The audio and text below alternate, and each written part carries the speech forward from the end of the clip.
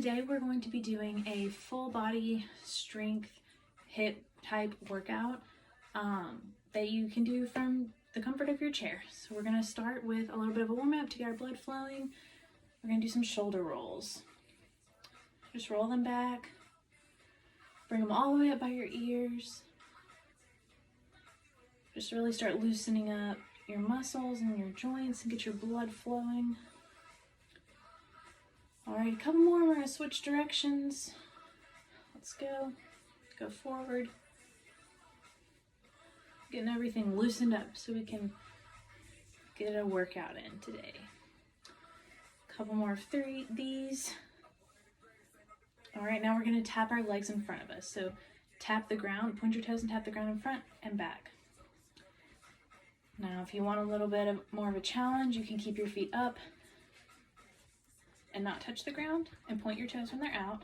And if this is too much for you, you can do one leg at a time. So a couple more of these, about 10 more seconds of this. And then we're gonna start moving our legs and tapping in and out. 2, 1. Now we're gonna tap in, or out and in, out and in. And I know you can't see, but point your toes when you're going out, just to activate those quads a little more. They're a really big, important muscle in your legs, so we're trying to involve them as much as possible. And you can do one leg at a time as well for this one, just like with the out in fronts. A couple more of these, and then we're going to be working on warming up our arms. All right, get ready for some arm circles. Here we go. Forward. Sorry, I'm trying not to hit this wall behind me. Bring them up by your ears. And if you have arms on your chair, you can also bring them up and not go all the way down like this. All right, switch. Let's go backwards. Just do a couple backwards. And now we're going to do some twists. So take your right arm and your right leg and twist and reach like you're tapping someone on the shoulder and switch. This is activating the core, getting your core warmed up. So make sure you're twisting from your core and reaching out and really get that movement in there. A couple more of these. All right, now we're gonna do some up and down jacks. Arms up, legs together, touch the floor, legs apart. Kind of like jumping jacks. This is getting your core engaged. Also, if you can't go all the way to the floor, that's okay. You can just go like this. 2 more. 1 more. All right, so how this is gonna work is we're going to do 45 seconds of work, 15 seconds of rest for, we're gonna go through everything twice. So we'll do each move 2 times. To do this, you just need a resistance band or a pair of light hand weights or cans or water bottles or whatever you have. So let's get started. We're gonna start off with bicep curls. Put it under your feet, under hand grip. Sit up nice and tall and curl up. Keep your elbows by your side. And the most important thing here is to control all the way up, pause, and control all the way down. Don't let the resistance band snap you back down. You want to really feel the whole contraction, so contract at the top and control down. Have a good posture. Keep those elbows by your sides. If you want to do your breath, exhale on the way up, inhale on the way down. Exhale on the way up, controlled pause, inhale on the way down. All right, now we have 15 seconds of rest, and we're gonna move into a seated row. So we're gonna keep the resistance band around our feet, and we're gonna pick our feet up like this. Keep your shoulders back. We're gonna hold it like this. If you have hand weights, hold them out in front. Here we go. Pull them back, pull your elbows back like your shoulder blades are trying to touch each other. Out in front, pull back. And remember that contraction at the end is really important because that's what really gets the muscle involved. And the same thing as with the bicep curls, don't let the resistance band snap you back at the end. Controlled all the way down. If you have hand weights, you're going like this. Keep your hand out in front. And with all of these, we're going for quality over quantity. You want to have good form, shoulder blades touching in the back, controlled movements over a lot of them. About 5 more seconds. All right, 15 seconds of rest. And now we're gonna put the resistance bands around our legs. Put it up by your thighs. We don't want it on your knee. You never want to put a resistance band around a joint. And we're gonna hold the chair out and together. Out and together. If this is too difficult for you, you can put it down closer to your ankles. Make sure just keeping it above your ankles, not directly on your ankles. Or you can go for a lighter resistance band, or even not have a resistance band at all and just do this. That's good too. If you need more of a challenge, you can increase the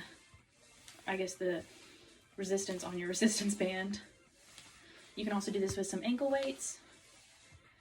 Just keep your legs out in front, toes pointed up, in and out. About 5 more seconds.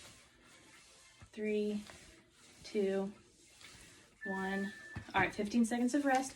You can take your resistance band off for now. And we're gonna do some bicycle crunches, Russian twist type movement with your hands by your ears.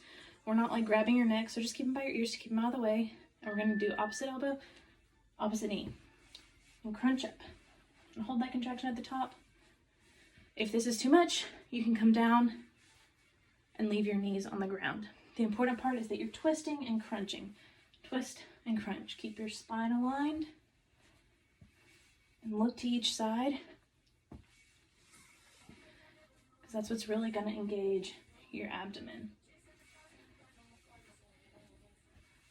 And don't forget that if this ever becomes too much, you can just tap. All right, about 5 more seconds. 4, 3, 2, 1. And I have 15 seconds of rest, and we're starting it all over again. So put the resistance band on your feet and get ready for the bicep curl in about 5 seconds. If you want an underhand grip with this, good posture. Here we go. Elbows staying on your side, don't forget. Controlled all the way up, controlled all the way down. Really force your muscle to work the whole way down too. And also if the resistance band is snapping you down and you can't control it, you might need to go to a lower weight or a lower resistance band because we don't want to hurt your muscles or hurt your joints or whatever it is from that snap. All right, a little less than 10 seconds here. See if you can get 2 or 3 really good contractions in. 2, 1, and rest. We're gonna go into those seated rows.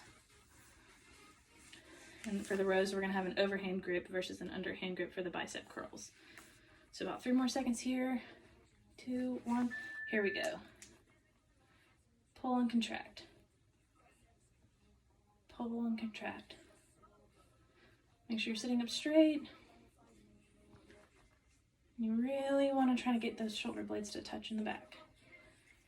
They probably won't actually touch, but that's the goal that you're going for, to make sure that you're contracting those back muscles. This is a really good functional exercise because it's moving you through a range of motion versus isolating one specific muscle group. It's kind of hitting your back and shoulders, a little bit of biceps. And then having to stick your legs out like this does get some leg activation in. All right, now put it around your thighs.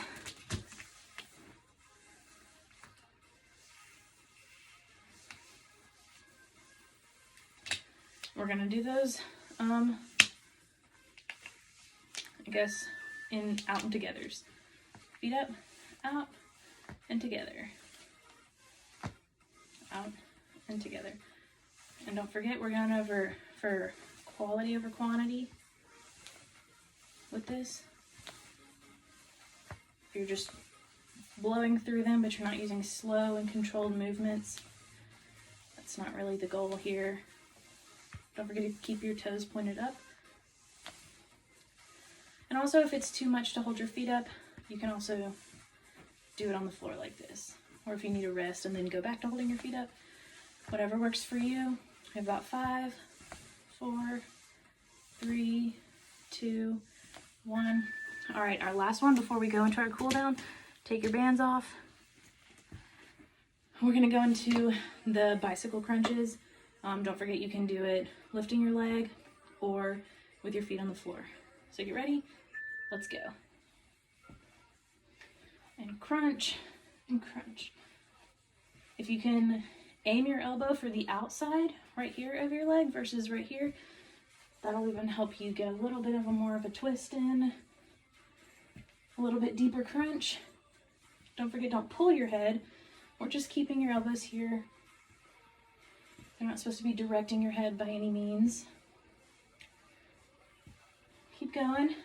We've got about 15 more seconds here, and then we're going to be moving into our cool down. Got it? 5, 4, 3, 2, 1. All right, now we're going to move into our cool down. Cool down stretches are especially good if you're sedentary, sitting in a chair a lot. It feels good to be able to stretch after moving your body like that. We're going to start with a seated twist. Put your hand on the opposite side of your opposite knee, hold the back, and pull. Don't force your spine. Keep your spine aligned and straight. Just feel enough to feel a little bit of a gentle stretch right here. Twist. Hold it for a couple more seconds. All right, now switch. Opposite hand, opposite knee. You can put your hand on the back of your chair. If you want, that's not really necessary though. The main pull is coming from twisting against your knee. We're gonna do a couple more seconds here. And then we're gonna be doing some bending down. All right. Spread your legs apart. Reach up. Feel that stretch. Inhale. And then exhale and go down. Really let your head dangle and take the tension off your lower back and the pressure off of your spine. You can grab your elbows like this. We're just gonna hold it here for a couple seconds. Feel it in between your shoulder blades where we were doing those rows.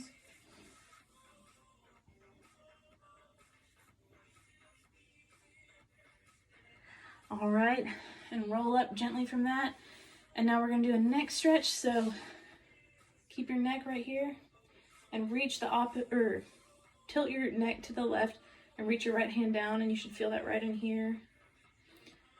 That should feel good, letting some tension out, especially if you're sitting a lot. A couple more seconds here.